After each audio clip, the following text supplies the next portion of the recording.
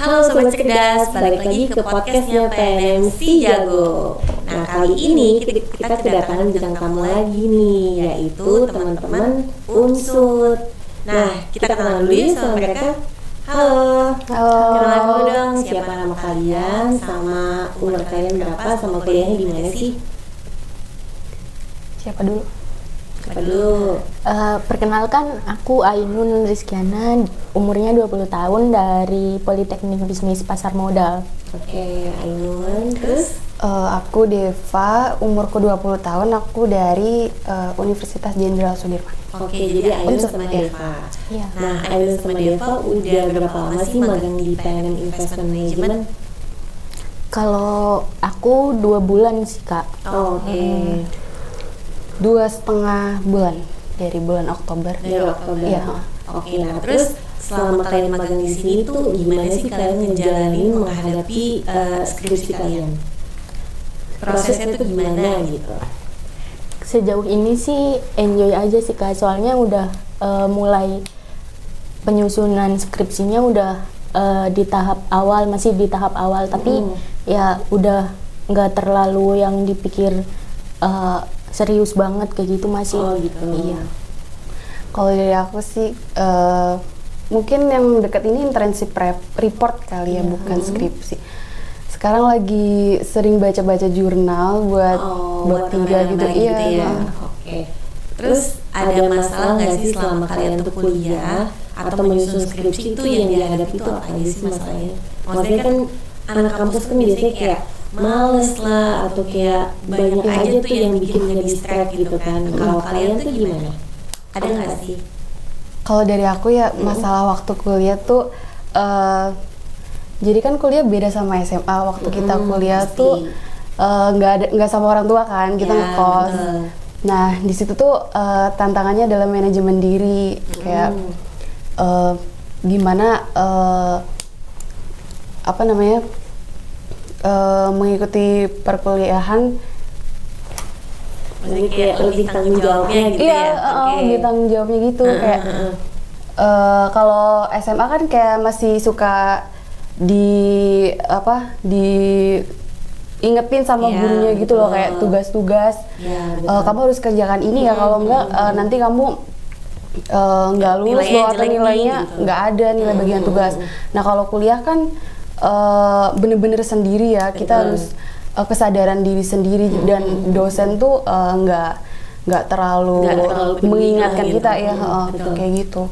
Lebih ke manajemen waktu ya, manajemen waktu sama manajemen keuangan juga. Oke. Kalau Ainun gimana? Kalau dari aku kan karena mungkin anak rantau itu benar-benar harus yang dari diri sendiri tuh kayak nyiptain, harus mandiri, jauh dari orang tua. Terus manajemen waktu, manajemen keuangannya harus benar-benar diatur dari kita sendiri dari awal kayak gitu kan. Terus untuk manajemen waktu, kalau dari tugas kuliah sih menurut aku karena aku emang orangnya nggak suka mepet deadline, jadi suka ngerjainnya jauh-jauh hari kayak gitu, Kak. Terus kalau tugas kuliah kan dosen kurang seperti yang dibilang sama Deva gitu kan, jadinya jadinya ya lebih ke kesadaran kita aja gitu kan. Terus kalau untuk manajemen keuangan emang masih rada suka berubah-ubah kayak gitu kan, sebagai anak rantau. Jadi kalau gitu kalian cukup concern ya sama keuangan ya. Nah terus kalau misalkan investasi, kalian tuh kepikiran nggak sih? Dan apa sih yang kalian ketahui tentang investasi? Kan kayaknya tuh berat banget gitu ya investasi. Nah kalau di mata kalian tuh investasi itu apa gitu? Kalau menurut aku investasi itu lebih ke buat nabung, buat jaga-jaga aja sih, Kak, gitu kan. Kalau dari aku konsep keuangannya tuh kayak kan biasanya jatah dari orang tua kayak gitu kan per bulan, untuk jatah kosan, jatah biaya hidup atau untuk makan kayak gitu. Kalau dari sisi aku pribadi tuh dengan untuk investasi itu ada jatahnya, tapi yang pertama tuh untuk biaya kosan, terus kalau makan ya udah ada porsinya masing-masing. Terus juga kalau untuk nabung atau investasi itu suka buka 2 rekening. Kalau aku buka 2 rekening, jadi satunya buat nabung uang darurat kayak gitu, satunya buat biaya hidup biasa kayak makan sehari-hari kayak gitu. Terus sisanya bisa ditabung di investasi kayak gitu. Jadi itu nggak keganggu tuh ya, maksudnya karena udah ada jatahnya masing-masing. Iya, ya. bener. Oke, bagus juga tuh. Nah kalau Deva tuh? Kalau dari aku jujur malah belum terlalu paham soal investasi ya. Jadi selama kuliah tuh nggak begitu mengenal investasi. Oke. Belum. Jadi itu pas kamu kan nggak gitu tahu investasi, tapi pas udah magang di PNM Investment Management Ya, sekarang lebih kan ada kayak gambaran lebih dapat gambaran tentang investasi, terus jadi tahu juga tuh pentingnya investasi dan bermanfaat juga kan buat kita mahasiswa, karena bisa buat nyiapin dana darurat, terus kayak investasi juga bisa dipakai buat kayak goals kita mau nyampe goals kita gitu ke depannya kayak gitu. Iya sih. Nah terus kan kalian magang di PNM Investment Management, pasti nggak jauh dari investasi reksadana gitu kan. Nah terus selama magang di sini apa sih yang udah kalian dapat? Maksudnya apakah ilmu mengenai investasi reksadana itu udah kalian serap dengan baik terus diterapkan atau masih kurang atau gimana?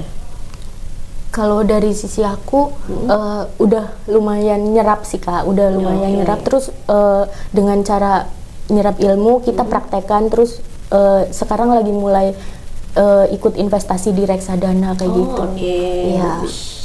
Kalau kamu? Iya benar-benar. Aku juga semenjak magang di sini jadi paham tentang reksadana, terus nyoba juga untuk make reksadana, terus jadi paham tentang produk-produk reksadananya. Jadi belajar dan kayak mempertimbangkan juga kira-kira mana ya yang cocok gitu buat sesuai sama kebutuhan. Iya. Nah terus kalau misalkan kalian udah investasi nih, ke depannya nanti itu uangnya atau hasilnya tuh mau dipakai buat apa sih? Maksudnya kan kalian kan masih muda nih, dan selanjutnya tuh kayak akan masuk ke dunia pekerjaan. Nah itu apakah ada niat kayak misalkan buka bisnis atau misalkan mau membeli sesuatu untuk investasi lain atau gimana? Kalau dari aku nggak besar-besar goalsnya, paling kayak beli skincare, terus liburan, iya gitu. Iya. Ciwi-ciwi ya. Beli skincare, liburan. Ya karena udah mungkin sama aja sih kayak Deva, karena kita kan sebagai cewek ya biasanya tiap bulan kan harus ada kayak siapin dana buat skincare, buat itu perawatan diri kayak gitulah ibaratnya kan. Iya, terus kalau goalsnya ya kalau aku sih pengen cari pengalaman lagi. Pokoknya gali-gali terus pengalamannya di dunia kerja. Terus setelah itu dana investasinya ini dari kita dapat hasil dari kerja, terus diinvestasiin, habis itu kita buka modal. Buat modal buka usaha kayak gitu. Pengen punya usaha sendiri sih sebenarnya. Wah, amin, semoga tercapai. Amin. Nah itu kan keinginan kalian setelah ini. Kalau misalkan nih, let's say kayak kehidupan sehari-hari ya gitu kan. Kalau di weekend kan namanya juga anak kuliahan dong. Kan weekend tuh kayak kalian mau hangout atau misalkan yang kayak udah punya pacar mau beliin kado buat pacar gitu. Nah itu dananya diambilnya dari mana? Apakah yang kalau kayak Ainun gitu ya, mungkin tadi dana darurat atau mungkin dana yang biasa kamu gunakan untuk kehidupan kamu itu gimana? Kalau aku kan emang kalau misal udah ada misalkan ada tujuan kayak misal mau ngasih kado atau mau beli apa kayak gitu, biasanya jauh-jauh hari udah mikirin, terus nabung dulu dari sebisa mungkin diminimalisir dari keuangan yang buat biaya hidup sehari-hari ini. Jadi kalau darurat ya itu buat yang benar-benar penting banget kayak gitu, beda. Iya, kayak gitu. Iya sih. Kalau Deva gimana? Udah punya cowok belum nih? Ngomong-ngomong nih pasti belum punya. ada dong kayak beli kado, beli apa gitu, iya biasa gitu kan. kalau kayak misalkan kalian hangout nih gitu, itu setiap minggu atau pas lagi pengen aja? Pas lagi pengen aja sih, nggak lagi nentu. gitu. Iya, terus ya hangoutnya nggak nentu Nggak per mesti minggu. sih, Iya. Oke. Kalau lagi Merasa bosen atau bosen, suntuk kayak gitu, jenuh kayak gitu, Oke. bisa keluar.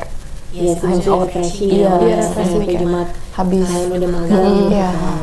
Oke. Nah, terus balik lagi nih ke soal magang. Selama kalian magang di Dynamic Investment Management, itu apa aja sih yang udah kalian lakukan? Maksudnya kayak pengalaman-pengalaman yang kamu dapat di sini, terus yang diajarin sama teman-teman itu apa aja? Kalau aku dapat insight baru sih soal reksadana yang pasti, terus juga tentang cara kerja kan di bagian divisi marketing retail ya. Itu jadi paham cara kerjanya gimana sih, proses konten diupload gitu, ya kayak campaign melalui gitu ya? melalui meeting redaksi gitu. Oke. Kalau Ainun gimana? Kalau aku awalnya jujur aja sih, kan aku analis pasar modal ya, terus tapi iya, tapi Berat ini ya? terjunnya di digital marketing lebih sih. Itu bener-bener kayak harus putar otak dari Iya, awal betul. kan, tapi itu bener-bener jadi pengalaman baru, tantangan baru gitu Iya, kan. betul Terus banget. merasa fun aja sih, seneng. Terus juga kalau dipikir lagi tuh kayak ini bisa jadi pengalaman yang bakal berkelanjutan kayak gitu kan. Gitu. Terus kalau didapat ilmunya pasti banyak banget dari segi marketing retail terutama kan. Dari konten, dari ke nasabah, terus terjun juga kemarin ke event gitu kan, iya gitu. Jadi betul-betul dunia yang beda banget Iya. sama yang Ainun pelajarin. Iya bener. Nah kalau Deva sendiri kan memang kuliahnya nggak ada hubungannya sama investasi kan. Iya, benar. Jadi memang betul-betul masih asing banget sama Asing banget, investasi ya. Tapi pas masuk ke sini itu langsung membuka mata kalau oh ternyata investasi itu kayak begini gitu kan. Iya, jadi mau nggak mau juga harus mempelajari produknya gitu kan. Karena kemarin juga dapat kesempatan untuk bikin konten soal reksadana, jadi aku kayak mempelajari tentang reksadana, produk-produknya. Oke, kalau gitu, kalau dari Ainun sama Deva tuh ada pesan-pesan nggak sih buat teman-teman yang mungkin saat ini belum tahu investasi itu apa sih gitu, atau mungkin mau mencoba untuk memulai investasi reksadana gitu, tapi masih takut-takut, masih ragu. Nah, kalau kalian tuh ada kayak bukan nasihat sih, tapi kayak ini nggak sih kayak saran atau misalkan kayak masukan-masukan. Boleh.